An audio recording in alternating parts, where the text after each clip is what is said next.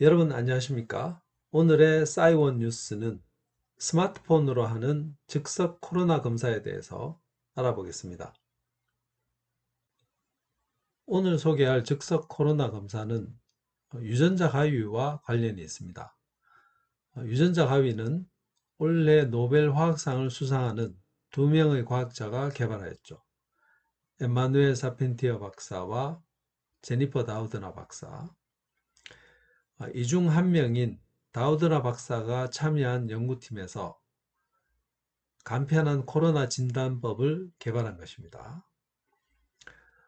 이 진단법을 설명하는 논문이 매드 아카이브에 소개가 되었는데, 이 매드 아카이브는 정식 출판된 논문은 아니지만 의학적으로 중요한 것들을 소개하는 그런 웹사이트입니다. 참고로 논문이 정식 출판이 되려면 동료 과학자들의 심사를 거쳐야 하는데 수개월의 시간이 걸립니다. 이 연구팀이 개발한 진단법은 굉장히 간단해서 5분 만에 결과를 알 수 있고 심지어 검사 결과를 스마트폰으로 측정할 수 있습니다. 이 논문의 제목에서 볼 수 있듯이 크리스퍼 캐스를 사용했다고 하는데 이것이 바로 유전자 가위를 뜻합니다. 그럼 우선 유전자 가위에 대해서 알아보겠습니다. 유전자 가위는 크리스퍼 RNA와 카스 단백질로 구성된 박테리아에 존재하는 면역 시스템의 일종이라고 볼 수 있습니다. 박테리오파지의 유전 정보를 보관하고 있다가 이에 상응하는 박테리오파지가 침투하면 그 유전체를 파괴합니다. 참고로 박테리오파지는 박테리아에 기생하는 바이러스를 의미합니다. 크리스퍼 카스 시스템에 대해서 보겠습니다. 박테리아의 유전체 안에는 크리스퍼라는 부위가 있습니다. 이 안에는 박테리아에 침투하는 여러 가지 박테리오파지의 유전 정보가 조금씩 들어있죠. 그리고 크리스퍼 부위 옆에는 카스 단백질의 유전자가 있습니다. 크리스퍼 부위에서 전사가 일어나면 크리스퍼 RNA의 전구체가 만들어지고 이것이 잘리면 크리스퍼 RNA가 만들어집니다.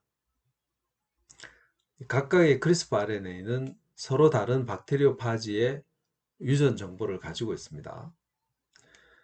그리고 크리스퍼 RNA는 카스 단백질과 결합해서 복합체를 만들고 난 뒤에 박테리오파지의 침투를 기다립니다. 만약 특정 박테리오파지가 침투에 들어오면 그것에 대응하는 크리스퍼 RNA가 결합하고 카스 단백질이 박테리오파지의 유전체를 파괴합니다. 이러한 방식으로 크리스퍼 카스 시스템은 박테리오파지로부터 박테리아를 지켜주는 것이죠. 다음은 카스9과 카스13A를 비교해 보겠습니다. 박테리오파지 중에는 DNA를 유전체로 가진 것도 있고 RNA를 유전체로 가진 것들이 있습니다. 그렇기 때문에 이런 다양한 박테리오파지를 파괴하려면 카스도 여러 가지가 있어야 되겠죠. 그래서 서로 다른 카스를 구분하기 위해서 이렇게 번호를 붙입니다. 카스9, 카스13A, 그런 게 예가 되겠죠. 이 카스9은 DNA 박테리오파지를 파괴할 수 있습니다. 이것은 스트랩토코커스 파요진이라는 박테리아에서 발견한 것인데 이 카스9이 이 목표 DNA의 이중 나선을 절단할 수 있기 때문에 이것을 이용해서 유전자 가위를 만들어낼 수 있습니다. 우리가 파괴하고자 하는 유전자가 있으면 그에 해당하는 크리스퍼 RNA하고 카스9을 결합시켜서 세포에 주입하는 것이죠. 그러면 그 목표 유전자가 파괴됩니다. 다른 한편으로 카스13A는 RNA 박테리오파지를 파괴할 수 있습니다. 이것은 렙토트리키아 샤이라는 박테리아에서 발견한 것인데 박테리오파지의 RNA 단일 가닥을 절단할 수 있습니다. 그런데 일단 이 목표 RNA가 절단되고 나면은 그것만으로 그치지 않고 RNA 분해 효소의 기능에서 변화가 일어납니다. 어떤 변화가 일어나느냐? 주변의 모든 RNA를 무작위로 다 잘라내는 거죠. 다시 말해서 RNA 분쇄기가 되는 것입니다. 이번에 개발된 즉석 코로나 진단법은 이 카스13A의 이러한 성질을 이용한 것입니다. 그럼 기존의 코로나 진단은 어떻게 진행되는지 간략히 보겠습니다. 가장 많이 쓰이는 방법이 PCR 증폭 검사입니다. 여기서 중요한 것은 코로나 바이러스는 RNA 바이러스라는 겁니다. RNA를 유전체로 가지고 있다는 것이죠. 그래서 환자에서 검체를 채취한 뒤에는 검체에서 RNA를 분리한 다음에 역전사를 통해서 cDNA를 만듭니다. 그리고 이것을 다시 PCR로 증폭해야만 감염 여부를 알 수 있습니다. 근데 이러한 과정은 최소한 6시간이 소요되고 고가의 장비와 훈련된 인력이 필요합니다.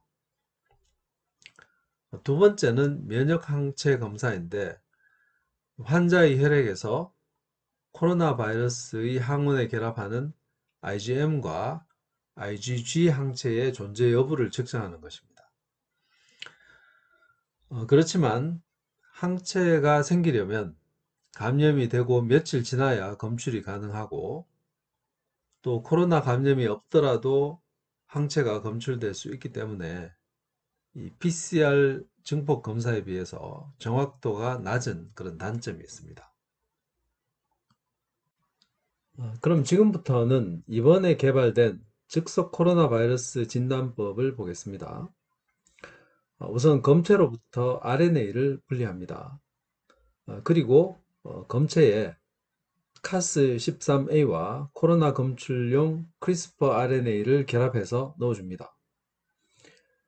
만약 검체에 코로나 바이러스 RNA가 있다면 크리스퍼 RNA가 결합을 할 것이고 카스13A는 코로나 바이러스의 RNA를 분해한 뒤에 주변에 있는 RNA를 무작위로 자르기 시작합니다. RNA 분쇄기가 작동하는지 아닌지를 알기 위해서 합성된 RNA를 넣어주는데 이 RNA는 한쪽 끝에는 형광 물질이 달려 있고 다른 쪽 끝에는 퀘처가 달려 있습니다. 이 퀘처는 퀸치라는 영어 단어에서 온 것인데 이 불을 끄다 하는 그런 뜻을 가집니다.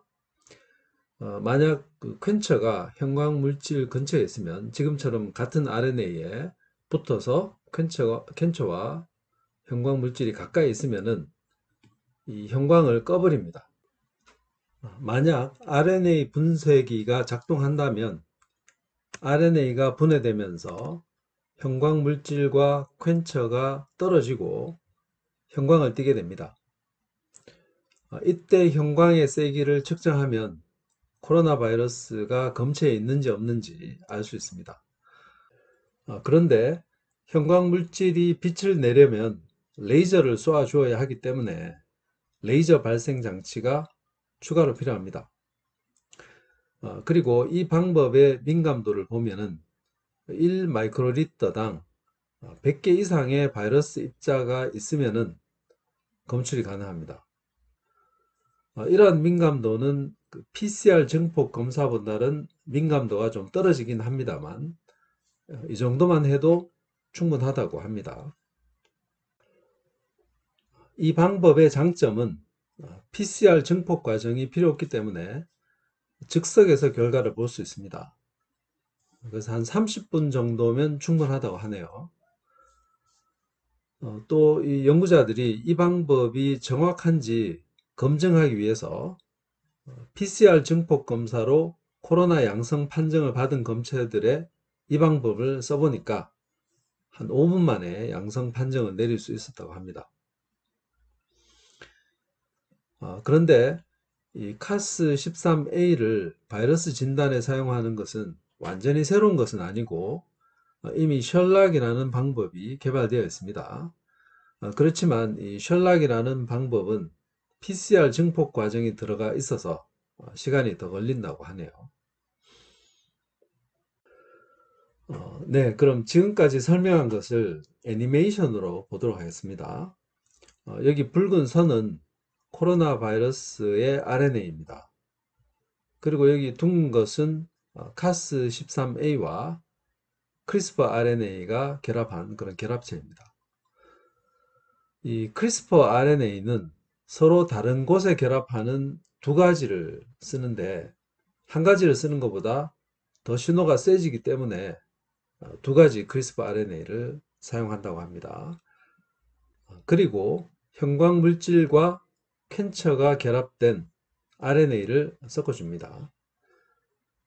다음은 크리스퍼 RNA가 코로나 바이러스 RNA에 결합하면서 카스13A가 코로나 바이러스의 RNA를 분해합니다.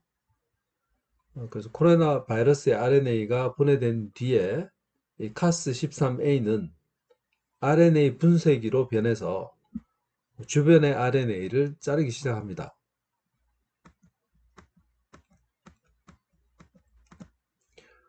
이때 레이저를 쏘아서 형광 물질에서 발생하는 형광의 세기를 스마트폰으로 측정하는 것입니다.